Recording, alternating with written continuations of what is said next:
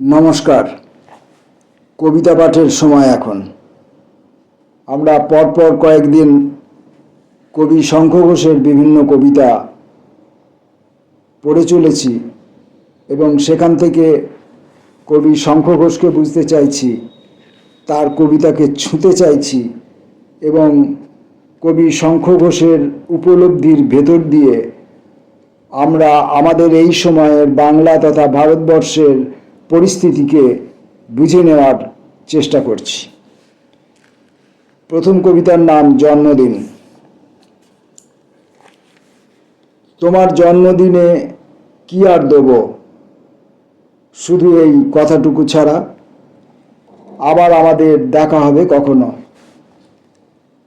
দেখা হবে তুলসী তলায়, দেখা হবে বাঁশের সাঁকোয়, দেখা হবে সুপুরি বনের কিনারে। আমরা ঘুরে বেড়াবো শহরের ভাঙা অ্যাসফল্টে অ্যাসফল্টে, গনগনে দুপুরে কিংবা অবিশ্বাসের রাতে। কিন্তু আমাদের ঘিরে থাকবে অদৃশ্য কত সুতনুকা হাওয়া, ওই তুলসী কিংবা সাঁকোর কিংবা সুপুরির। হাত তুলে নিয়ে বলবো, এই তো এই রকমই, শুধু দু একটা ব্যথা বাকি রয়ে গেল আজও। যাবার সময় হলে চোখের চাওয়ায় ভিজিয়ে নেব চোখ, বুকের ওপর ছুঁয়ে যাব আঙুলের একটি পালক। যেন আমাদের সামনে কোথাও কোনো আঘাত নেই, আর মৃত্যু নেই দিগন্ত অবধি। তোমার জন্মদিনে কি আর দেব, শুধু এই কথাটুকু ছাড়া যে কাল থেকে রোজই আমার জন্মদিন। মেঘের মতো মানুষ।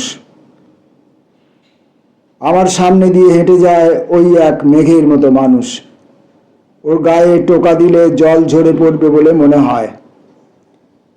আমার সামনে দিয়ে হেঁটে যায় ওই এক মেঘের মতো মানুষ। ওর কাছে গিয়ে বসলে ছায়া নেমে আসবে বলে মনে হয়। ও দেবে না নেবে, ও কি আশ্রয় নাকি আশ্রয় চায়? আমার সামনে দিয়ে হেঁটে যায় ওই এক মেঘের মতো মানুষ। ওর সামনে গিয়ে দাঁড়ালে আমিও হয়তো কোনোদিন হতে পারি মেঘ। বোধ। যে লেখে সে কিছুই বোঝে না, যে বোঝে সে কিছুই লেখে না। দুজনের দেখা হয় মাঝে মাঝে ছাদের কিনারে, ঝাঁপ দেবে কিনা ভাবে অর্থহীনতার পরপারে। পরবর্তী কবিতা পদ্মসম্ভব। পাহাড়ের এই শেষ চূড়া, এইখানে এসে তুমি দাঁড়িয়েছ আজ ভোরবেলা। তোমার পায়ের নিচে পদ্মসম্ভবের মূর্তি, গুম্ফার উপরে আছো তুমি। বর্ণচক্র ঘোরে চারপাশে, ঘৃত প্রদীপের থেকে তিব্বতী মন্ত্রের ধ্বনি মেঘের মতো উঠে আসে। ধ্বনির ভেতরে তুমি অবলীন মেঘ হয়ে আছো। যতদূর দেখা যায় সমস্ত বলয় জুড়ে পাষাণের পাপড়ি মেলে দেওয়া। দিগন্তে দিগন্তে ওই কুয়াশা মথিত শিখরেরা পরিধি আকুল করে আছে। তার কেন্দ্রে জেগে আছো তুমি, আর এই শিলামুখে বহুজন মুখরতা থেকে, আবেগের উপত্যকা থেকে, মুহূর্তের ঘূর্ণি থেকে চোখ তুলে মনে হয় তুমি বা পদ্মসম্ভব। তোমার নিরাশা নেই, তোমার বিরাগ নেই, তোমার শূন্যতা শুধু আছে।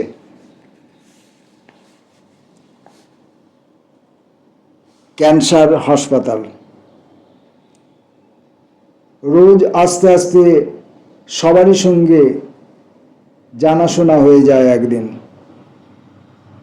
সবারই দিকে তাকিয়ে বলা যায়, এই যে কেমন। গ্রহণের সূর্যের দিকে চোখ তুলে তাকানো যায় বেশ সহজে। গ্রহণের সূর্যের দিকে তাকানো যায় সহজে, কোনো অপরাধের কথা, কোনো ক্ষতির কথা মনে থাকে না আর। আমারও ইচ্ছে করে এমন সব কথা বলি যার কোনো মানে নেই। আমারও ইচ্ছে করে এমন সব কথা বলি যার কোনো মানে নেই। জন্ম থেকে মৃত্যু পর্যন্ত যা একটাই মাত্র স্তূপের মতন উর্বরতায় মুহূর্তের বল্মিকে ভরে থাকে, যার অগোচর ধ্যান। মুহূর্তের বল্মিকে ভরে থাকে যার ধ্যান, তার ভিতর থেকে তাকিয়ে দেখা যায় জায়মান অশথের পাতাগুলি। শুধু আমাদের মাঝখানে জেগে থাকে পুরনো এক হালকা পর্দা। আমাদের মাঝখানে একটাই সেই পর্দা এখনো স্থির। সীমান্তের কাছে থেকে জল তরঙ্গের শব্দ শুনে শুনে চৌকাঠ পেরিয়ে গহ্বরের দিকে পা বাড়াই, ফিরে আসি। চৌকাঠ পেরিয়ে গহ্বরের দিকে ফিরে আসি, আর পথ চলতি চিৎকারের মধ্যে ডুবে যেতে যেতে মনে পড়ে দেখে এসেছি ক্যান্সার হাসপাতালে সকলেই আজ বেশ হাসি খুশি। কবি শঙ্খ ঘোষের কবিতা। আহ পৃথিবী, এখনো আমার ঘুম ভাঙেনি। স্বপ্নের মধ্যে তুমুল পাহাড় পরতে পরতে তার পাপড়ি খুলে দিচ্ছে সবুজ পাপড়ি। ভিতরের থেকে ভিতরে খুলে দিচ্ছে, আর তার মাঝখান থেকে জেগে উঠছে ধান জমি। লক্ষ্মী যখন আসবে তখন কৃপান আর পাইপ গান হাতে খানায় খন্দে ওরা কারা? পৃথিবী, এখনো আমার ঘুম ভাঙেনি। পোশাক। অনেক দিন হলো পরবো না করেও পোশাক পরা হলো অনেক রকম। ছেড়ে ফেলতে কোনো কষ্ট নেই তো, তাহলেই হলো। নাচ গান চলছেই চারপাশে, মাঝে মাঝে হিজড়েরাও কোমর বেঁকিয়ে চলে যায়। কত রকম কাঁকড়া বিছে, তোরণ আর অভিসন্ধি। কথা হলো, তুমি ঠিক কেমন ভাবে তোমার মতো হবে। হৃৎকমল। চিতা যখন জ্বলছে তোমরা চাও আমি তখন আলোর কথা বলবো আলোর কথা। বলবো যে ভাই, আরও কিছুক্ষণ ওর মুখের উল্কি দেখে কাটিয়ে দেব সময়। বলবো আলোর কথা। চণ্ডালকেই মুক্তি ভেবে খুঁচিয়ে দেব আগুন। ফুলকি দেখে দেখে বলবো আলোর কথা। ভাববো, ওই তো জয়ধ্বজা শ্মশান, বড় ধুম লেগেছে হৃৎকমলে। চিতা যখন জ্বলছে আমার হৃৎকমলে, ধুম লেগেছে চরাচরে, পাপড়ি জলে। এই তো আমার জন্মভূমির আলোর কথা।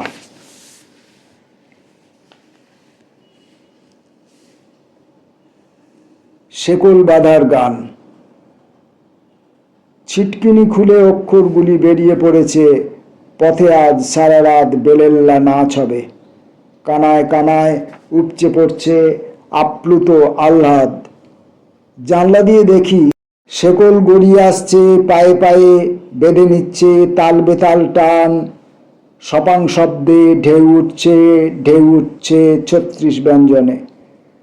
অঙ্কশায়ী স্বরধ্বনিগুলি বলছে, এ কি মুক্তি, এ কি স্বাধীন সঙ্গত, এ কি সুখ তন্দ্রাহারা।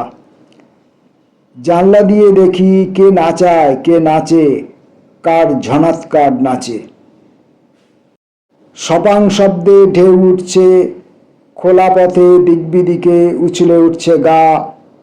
এ কি মুক্তি, এ কি সুখ। কার হাতে চাবুক সেটা দেখা যায় না শুধু। নরম চামড়ায় শব্দ শীতকারে আতুর। ৩৬ ব্যঞ্জন আর অঙ্কশায়ী স্বরধ্বনিগুলি পায়ের শেকলে আনছে ঝনাৎকার স্বাধীন থই থই, তাতা থই থই। চারদিকে শোর ওঠে, আরে ভাই কেয়ামত কামাল কার দিয়া। ছিটকিনিও নেচে ওঠে, উড়ে যায় খিল, আর সারা রাত জানলা দিয়ে দেখি। কার হাতে চাবুক সেটা দেখা যায় না, শোনা যায় কেয়াবাত শুধু। তারাগুলি মুদ্রা হয়ে ঝরে পড়বে বলে যেন লেগে থাকে আকাশের গায়ে। কানায় কানায় উপচে পড়া শেকলের ঝনৎকার খোলা পথে বেজে ওঠে পায়ে পায়ে থই তা তা থই। সবুজ কপিস লালে স্বরে ও ব্যঞ্জনে নিজেরই আহ্লাদ ভেবে নেচে ওঠে ছিটকিনি বা খিল। কার হাতে চাবুক সেটা দেখা যায় না, শোনা যায় জানলা দিয়ে দেখি সপাং শব্দে ঢেউ উঠছে স্বাধীন সঙ্গত। একই মুক্তি, একই সুখ তন্দ্রাহারা। চিটকিনি খুলে অক্ষরগুলি বেরিয়ে পড়েছে পথে আজ, সারা রাত বেলেল্লা নাচ হবে।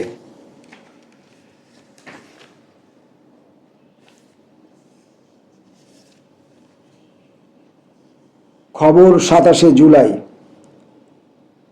পরিচারিকার নিগ্রহ, ওসির স্ত্রী ধৃত, মালদহে 2টি খুন। গর্বাচবকে রেগন দিলেন চিঠি, পারমাণবিক সাহায্য নিয়ে ফ্রান্স পাক কথা হবে। আফ্রিকা জোড়া বিভীষিকাময় খরা কবলিত শিশুদের মুখ ভেবে আজ ইনডোর স্টেডিয়ামে সুপারস্টার ধুম তাতা তাতা থই। কিশোরীর নাকি হাত টান ছিল হাত টান, গায়ে তাই ঢেলে দিয়েছে গরম জল। অবশ্য তাকে দেখতেও যায় দুবেলা হাসপাতালে। ধুম তাতা তাতা থই, তাতা তাতা থই। 660 জন গেরিলা শান্তি শিবিরে। দেখা মাত্রই গুলি, কারফিউ পশ্চিম দিল্লিতে। ভারত হারালো দক্ষিণ কোরিয়াকে। ফিগার কিভাবে রেখেছেন তার রহস্য বলা হবে কাগজে। আরও বলা হবে মিলনের রূপরেখা। জেলা কংগ্রেসে গোষ্ঠীদ্বন্দ্ব চরমে। বোন তারা, 2টি বোন তারা শুধু খেতে চায়, রুটি চায়। এমন তো কিছু মারাও হয়নি, ফোসকা পড়েছে গায়ে, পুড়ে গেছে শুধু কোমরের নিচ থেকে। ওসির মার ও স্ত্রী আপাতত আছে জামিনে। তাছাড়া 250 গ্রাম হেরোইন হাতে ধরা পড়ে শুধু একজন। আর রহস্য কবলিত রহস্য নিয়ে নাচ হবে আজ ধুম তাতা তাতা ইনডোর স্টেডিয়ামে।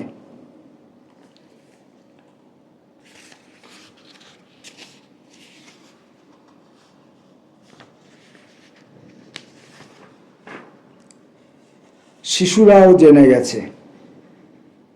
কি হতভাগ্য সেই দিন যখন শিশুরাও জেনে গেছে গাছ কখনো কথা বলতে পারে না, আর 7 ভাই চম্পাকে ডাকতেও পারে না কোনো পারুল বনের রূপকথা। কি হতভাগ্য সেই দিন যখন বুকের ভিতর থেকে ছুটে যায় বাঁধ ভাঙা জল, কিন্তু চোখ তাকে ফিরেও ডাকে না। শুধু অযুত আতশবাজি শোভা হতে হতে শূন্যের গহ্বরে ভেঙে অন্ধ হয়ে দেখে পাথরের মুখচ্ছবি নেই, কিন্তু মুখের পাথর ছবি আছে। কি হতভাগ্য সেই দিন যখন গর্জন তেল ভুলে শুকনো দাঁড়িয়ে থাকে নিঃস্বপ্ন প্রতিমা। কোনো গাছ আর একটাও কথা বলতে পারে না এই হিমানির ঘরে। কি হতভাগ্য সেই দিন যখন চম্পাকে বুক ভরে ডাকতেও পারে কোনো পারুল, আর শিশুরাও জেনে গেছে সেই সব কথা।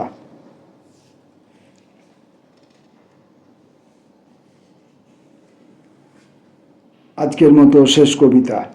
ভালোবাসা অর্ধেক স্থপতি। যখন এক জীবনের কাজের আমূল ধ্বংসস্তূপের উপর দাঁড়িয়ে ভাবি এই একবার তাহলে কোন দিকে যাব, যখন এক পা থেকে আর এক পায়ের দূরত্ব মনে হয় অলিক যোজন, ছায়ায় ঝাপসা হয়ে থাকা স্থিরতা, যখন মূর্তির কোনো এক নিরর্থ খণ্ড হাতে তুলে নিয়ে মনে পড়ে কোন মূর্খের স্বর্গে ছিল আমার বসবাস। কেননা ভেবেছিলাম আমিই তো জাগিয়ে তুলতে পারি তোমার হৃৎপিণ্ড, তোমার সত্তা। যখন সেই স্তূপের ভিতর থেকে কেঁপে ওঠে শুধু হাজার হাজার নিষ্প্রাণ আগুনের উৎক্ষেপ, যখন তার অনুচ্চার অভিযোগ গড়িয়ে গড়িয়ে পড়তে থাকে আমার সমস্ত ব্যর্থতার গায়ের ওপর আগুনের ঝর্ণা, যখন কোষগুলির মধ্যে চিৎকার শোনা যায়, বলো তাহলে বলো এইবার কোন পথ আর বাকি রইল অবাধ আস্তরণের সামনে, ঠিক তখনই স্বপ্নের চেয়েও মিথ্যে এই ভ্রষ্ট সচলতার দিকে তাকিয়ে আজ খুঁজে বেড়াই অন্য আরও অর্ধেক, কেননা ভালোবাসা অর্ধেক স্থপতি। নমস্কার।